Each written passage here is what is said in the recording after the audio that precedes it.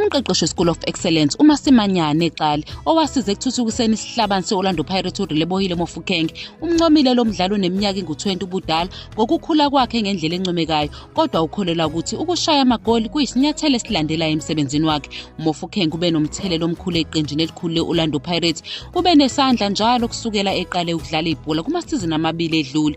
Useshaya amagoli angu-12, angu-9 emqhudelaneni weligi namane emdlalweni wezinkomishi. Amane kwalawo magoli angene emkhankasweni wamanje. Uqalo waqala ukuqeqesha uMofokeng eneminyaka engu-12 ngesikhathi sakwe-School of Excellence. Ukhumbule bona ukuthembisa okukhulu ngekusasa elihle lalomdlali. Ngaleso sikhathi uMofokeng wayengumdlali onamagoli amaningi. Wake wahlohla amagoli angu-39 emidlalweni engu-34 ngonyaka wakhe ka-matric. Nakuba ikhono likaMofokeng lobuchwepheshe kanye nobuhlakani bebhola buqhubeka nokugqama ezingeni elikhokhelwayo, uqala ukholelwa ukuthi sisekhona isikhala sokuthi lo mfana akhule, ikakhulukazi phambi kwebhali. Lo mqeqeshi uphinde wakhumbula ukuthi noma esemncane uMofokeng wayegqama ejabulisa wonke umuntu ngekhono lakhe lemvelo. Lawa mathuba aseyabonakala manje njengoba lo mdlalo weBafana Bafana esengumdlalo oqavile ku-Orlando Pirates.